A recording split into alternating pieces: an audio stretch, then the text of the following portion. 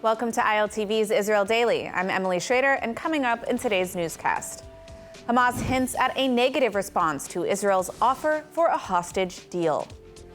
U.S. Congress passes legislation to fight rising anti-Semitism. And an exclusive interview with U.S. Rep. Richie Torres.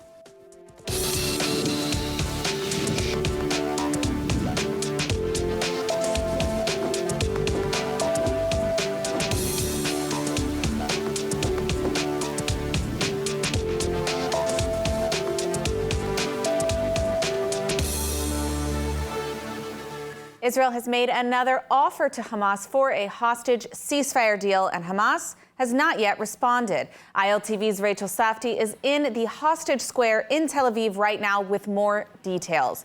Rachel, where do the negotiations stand right now? Hi, Emily. Well, right now the ball is completely on Hamas's court.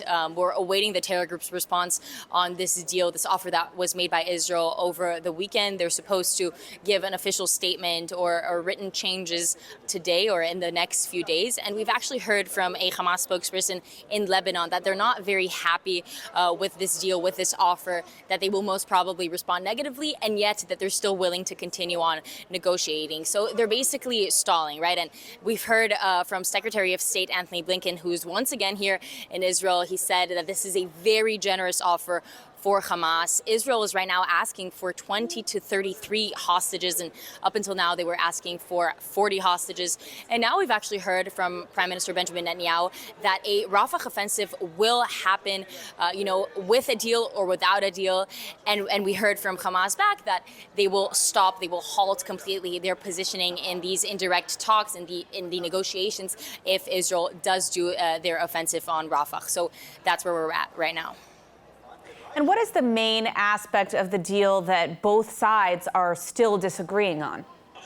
Well, what Hamas wants is an end to this war, right? It's not a temporary ceasefire, but a permanent one, even if that means a multiple phase deal that by the end they would see, a complete withdrawal of IDF troops and the end of the war ultimately. However, Israel has said that that is not possible. And since the beginning of this war, when they announced the objectives, one of them is, bringing the hostages home. And the second one is completely dismantling the terror group Hamas. And that would not be possible by ending the war, by leaving Gaza. And so we've seen a lot of national pressure by Israelis on the government saying, that they should do whatever they can, even if it means ending the war, and not dismantling Hamas if it means bringing the hostages home. It would be interesting to see if Hamas would even keep such a ceasefire. Thank you, Rachel, for that report. Emily. The Erez crossing between Israel and Gaza has been opened for the first time since October 7th, when it was raided and severely damaged by Hamas terrorists. The Erez crossing has been closed since October 7th, but reopened to appease U.S. demands for more humanitarian aid into Gaza. ILTV's Steve Leibowitz reports. Israel reopened the Erez crossing into Gaza following U.S. demands to do more to address the growing humanitarian crisis in the enclave. The entry of humanitarian aid through the Erez crossing was made possible after engineering works were carried out in the area following extensive damages during the Hamas rampage on October 7th. In coordination with Kojat, 30 trucks of humanitarian aid, including food and medical supplies for the northern part of Gaza, arrived from Jordan and entered Gaza through Erez today. Meanwhile, the IDF announced plans to expand Gaza humanitarian zones ahead of the looming Rafah offensive. Areas stretching from southern Gaza to the center along the coast were set aside for civilian shelter once ground forces move into the Hamas bastion in Rafah. The IDF signaled it was prepared to immediately launch its planned offensive into Rafah while expanding nearby areas for civilians to find shelter amid rampant concern over the fate of the 1.3 million Palestinians crowded into the city. The IDF has estimated that some 150,000 Palestinians have already moved out of Rafah to the Khan Yunis area after the military withdrew from there last month. The push into Hamas's major last stronghold is expected if the hostage-for-truce deal falls through. Israel says it will direct civilians to leave Rafah for the humanitarian zones once fighting on the ground in the city begins. The IDF is fully prepared for the Rafah operation and was only awaiting the decision of the government. The Rafah operation would be carried out by the IDF's 98th and 162nd Divisions, with the military saying that both had undergone intensive preparations in recent days. Israel bonds, the heartbeat of solidarity, the powerhouse of support. When the Hamas-Israel war hit, Israel bonds stood tall, proving we're more than just an investment, we're a lifeline. Investing in Israel bonds isn't just a financial move, it's a declaration for resilience, strength, and a better future for Israel. Join us and let solidarity echo through generations. Threats of terrorism from multiple fronts continue to plague Israeli society in the midst of the ongoing conflict. This morning, it was announced a major terror attack in the West Bank was thwarted by the IDF when 3 Islamic Jihad terrorists were arrested.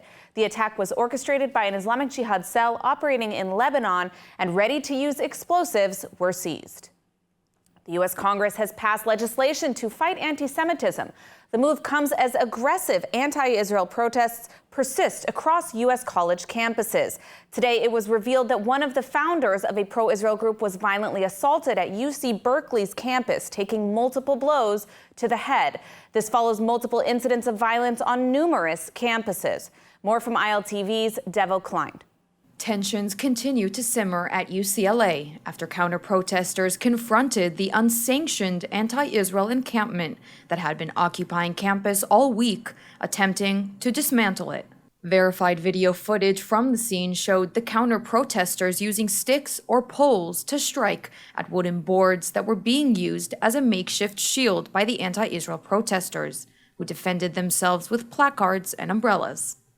The escalation came in response to a Jewish girl being beaten unconscious by the anti-Israel group earlier in the day.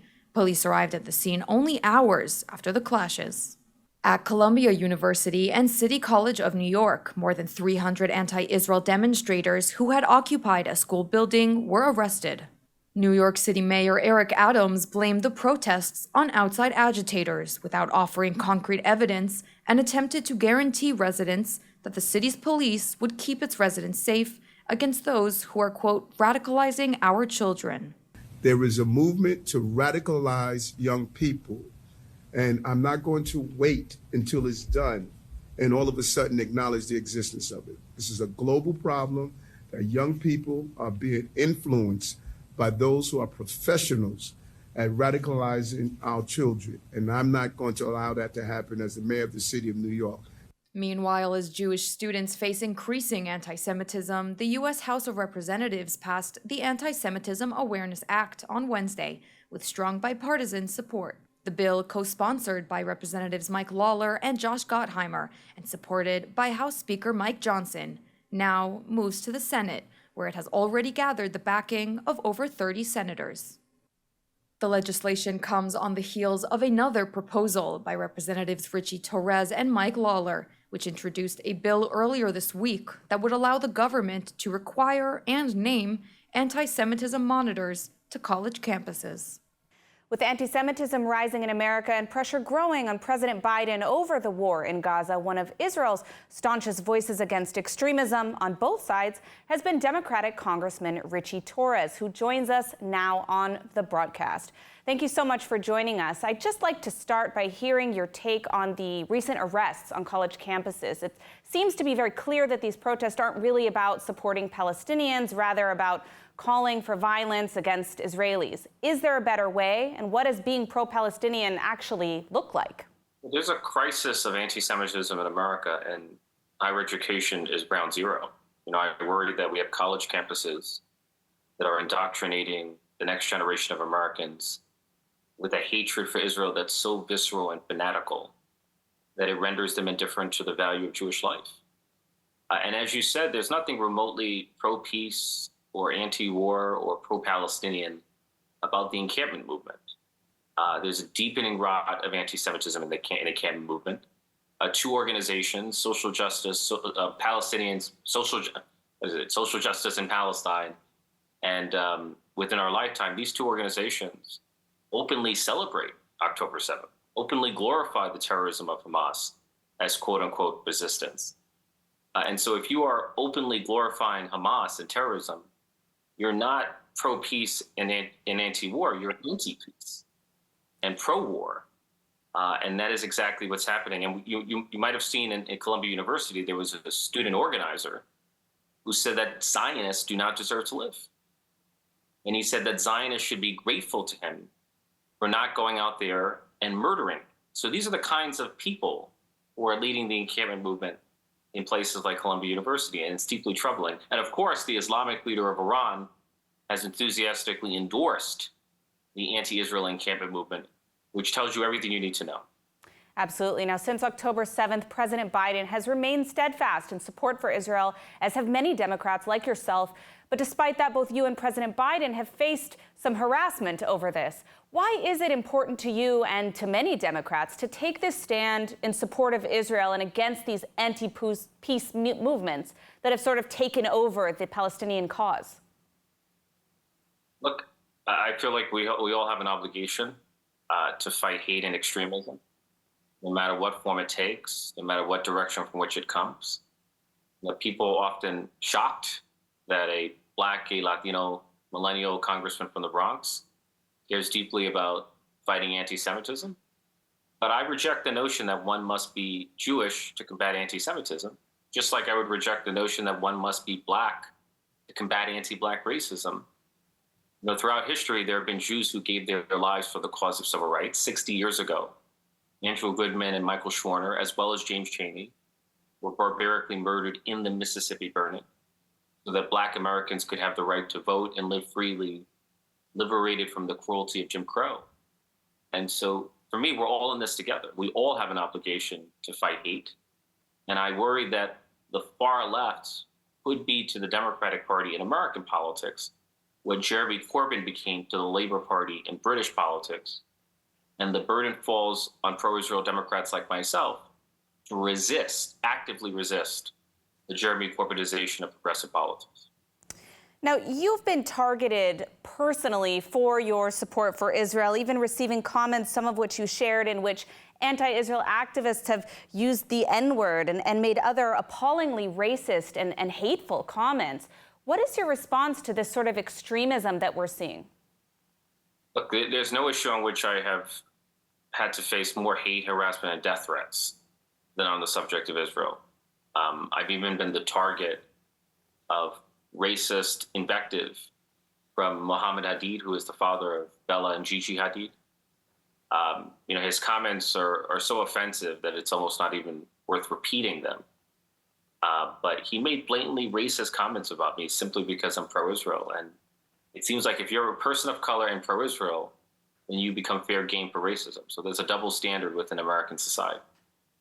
Now, switching gears just a little bit, I mean, a lot of the activities, the actions, the chaos we're seeing in the Middle East is fueled and funded by the Islamic Republic of Iran, which you referenced earlier. What is U.S. Congress doing to push back against what is, dubbed the head of the snake? You know, there's a false narrative among the far lefts that Israel is the root of all evil in the Middle East. And my response is there is a root of all evil, but it's not Israel. It's Iran. Israel is a stabilizing force in the Middle East, whereas Iran is the destabilizing force. Like, Iran is intent on destabilizing the state system in the Middle East in order to achieve its own ambitions for regional hegemony. You know, wherever you have a failed state, whether it's Lebanon or Syria or Yemen or to a lesser extent Iraq, you have the tentacles of Iran. And Iran has been waging war on Israel, on the world's only Jewish state, through a network of proxies. And after October 7th, we all should have had an awakening about the true nature of the Iranian threat. There is no reforming the present regime in Iran. It is rotten to the core, and it is the root of instability in the Middle East. And we in the United States have to fundamentally rethink our approach to Iran. Now, when it comes to social media, we've really seen some shocking anti-Semitism, support for terrorism on social media. You have been one of the supporters of the bill proposed in U.S. Congress, passed in U.S. Congress, to require TikTok or ByteDance to sell to a non-adversarial country. Well, in simple terms, of course, to not be controlled by the government of China. What is the role of social media in the conflict we're seeing today between Israel and Hamas? And how much impact does this disinformation, especially state-sponsored disinformation, impact public opinion? Well, there's nothing unprecedented about anti-Semitism. What's unprecedented is the algorithmic amplification of anti-Semitism on social media. Social media platforms like TikTok and Twitter enable anti-Semitism to spread at a pace and on a scale and to an extent that we have never seen before. And nowhere has anti-Semitism been more amplified than on TikTok. We in the United States have real concerns about the national security risk of TikTok. We passed legislation that is not a ban on TikTok, it's a forced sale of TikTok. And the purpose of the legislation is not to target speech, as is commonly misunderstood. The purpose is to target hostile foreign ownership. ByteDance, TikTok is owned by ByteDance, which is subject to the control of the Chinese Communist Party. ByteDance collects vast quantities of information about 170 million American users and is required by Chinese law to report that information to the Chinese government upon request. And for us, TikTok is not merely a social media platform, it's the leading news source for the next generation of Americans. And the fact that we have put our leading news source, the most impressionable American minds, in the hands of our leading foreign adversary is an act of national self-sabotage. Absolutely. Well, Congressman Torres, we are out of time, but I want to thank you so much for your principled leadership and, of course, for taking the time to speak with us today. Absolutely. Take care. Experience the power of truth with ILTV News. If you're looking for quality content and captivating visuals, join our news community and become an integral part of our team as we embark on a mission to unveil the real Israel, dismantling the web of lies and misinformation that surround reporting on Israel. By subscribing to ILTV News, you will not only have access to the latest updates, but you will also amplify our message, creating a ripple effect that carries the truth far and wide. Subscribe today and help reshape the narrative. Available on the web, Android, and Apple. Prime Minister Netanyahu and U.S. Secretary of State Blinken held frank discussions about the war in Gaza. Netanyahu reportedly told Blinken that Israel will not agree to end war with Hamas as part of a potential hostage deal, and that a Rafah operation was inevitable. More from ILTV's Steve Leibowitz. Prime Minister Netanyahu told Secretary Blinken that a potential truce will not forestall the Rafah operation, and toppling Hamas remains the war's goal. Before heading back to Washington, Blinken strongly reiterated U.S. opposition to the incursion. Blinken said that he made clear to Israeli leaders that the U.S. opposes a major attack on Rafah and has suggested what he calls better ways to address Hamas. On Rafah itself, look, our position is clear. It hasn't changed. It won't change.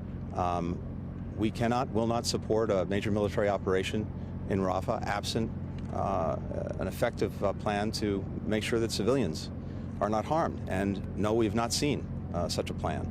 Blinken once again conceded that Israel had made a generous offer for a hostage deal, and the burden was on Hamas to accept. Israel has made very important compromises in the proposal that's on the table, demonstrating its desire and willingness to get this agreement and get it done. Now, as we've been saying, it's on Hamas. Hamas has to decide whether it will take this deal and actually advance the situation for the people that it purports to care about in Gaza. There is no time for delay. There's no time for further haggling. The deal is there. They should take it. Blinken also confirmed that progress had been made on the issue of humanitarian aid. We have seen in recent weeks real, meaningful progress that is starting to make a difference for people in Gaza. Yesterday we were in Jordan. Some of you saw the trucks being loaded in Jordan. They went through Erez for the first time today, and that's very important because that's direct access to the north of Gaza. As he boarded the plane back to Washington, it appeared unclear whether Blinken had advanced either of his goals to strike a hostage deal or prevent an Israeli operation in Rafah. The South American nation of Colombia announced that it will cut diplomatic ties with Israel. This after Colombian President Gustavo Petro described Israeli leaders as genocidal over the war in Gaza. Foreign Minister Israel Katz called Petro's moves anti-Semitic and full of hatred. ILTV's William Sharon reports. Speaking to a May Day crowd in Bogota, Colombian President Gustavo Petro said he will break diplomatic relations with Israel over its actions in Gaza. Y nosotros, aquí delante de ustedes, el gobierno del cambio, el presidente de la República informa que mañana se romperán las relaciones diplomáticas con el Estado de Israel. The left-wing president has heavily criticized Israeli Prime Minister Benjamin Netanyahu's conduct of the war and requested to join South Africa's case, accusing Israel of genocide at the International Court of Justice. Por tener un gobierno, por tener un presidente genocida. Creo que hoy la humanidad toda en las calles por millones está de acuerdo con nosotros y nosotros con ella. In Jerusalem, Katz wrote, "History will remember the day Pedro decided to stand alongside the most vile monsters that history has ever known." The relations between Colombia and Israel were always warm, Katz said, and no anti-Semitic president full of hatred will change that. New research has scientifically linked ancient biblical events to excavated artifacts in Jerusalem's City of David. The project challenges previous assumptions, shedding new light on Jerusalem's rich history dating back over 4,000 years. More from ILTV's Devo Klein. New research by the Israel Antiquities Authority, Tel Aviv University, and the Weizmann Institute of Science has for the first time used exact science to link events mentioned in the Bible to archaeological findings unearthed in the City of David.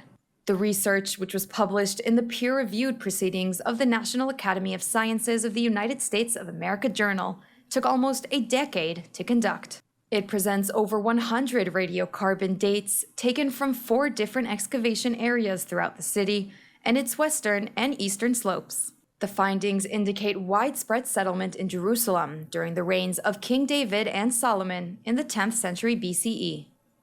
For over 150 years, we are excavating here in Jerusalem and we are arguing about the date of every layer. For the first time, we are harnessing together hard sciences, archaeology, and biblical historiography in order to reconstruct more accurately the history of the city in its most crucial times. Go actually to the field to get the samples. We search for the charred material or organic remains. We take the sediments under the microscope, and then we need to identify botanically the remains. Then we turned it into graphite and do the measurement at the AMS. In the accelerator, the carbon is being accelerated to 3,000 kilometers per second, and that enables us to measure the level of C14 in very high accuracy. This new research joins a series of earlier papers that date Jerusalem to the first 4,000 years of its existence, providing a more complete and accurate picture of Jerusalem during the Kingdom of Judah and the periods preceding it. Israeli company Apex announced today that angel investor Sam Altman, CEO of OpenAI, participated in its latest $7 million seed funding round. Altman's company is best known for developing ChatGPT, a natural language processing chatbot driven by generative AI. So far, over 110 million downloads have been made across iOS and Android platforms. Since the launch of OpenAI's ChatGPT in 2022, there has been an exponential spike in the use of generative AI by companies in nearly all industries worldwide. However, implementing AI can pose security risks, including possible data leaks or malicious data injection. Apex offers a security platform that gives organizations a complete picture of their AI activity, allowing them to use these tools freely. The platform can detect company or industry security standard violations and detect and respond to AI attacks. The company was founded last year by CEO Matan Derman and CPO Tomer Avni, who met while in the 8200 intelligence unit of the IDF. Apex's seed round was led by Sequoia Capital and Index Ventures. Let's take a look at the weather forecast. Partly cloudy skies are expected tonight around the country with temperatures at lows of around 17 degrees Celsius or 63 degrees Fahrenheit. Then tomorrow, mostly sunny skies and warm temperatures set to reach highs of 26 degrees Celsius or 80 degrees Fahrenheit. Light rain is also expected in the north over the weekend. That's all for today's news. For more updates from Israel on all your devices, check out our ILTV channels, subscribe to our ILTV newsletter, and don't forget to check out our website, iltv.tv, with all the latest news from the heart of the state of Israel. I'm Emily Schrader. Be well, and thank you for watching.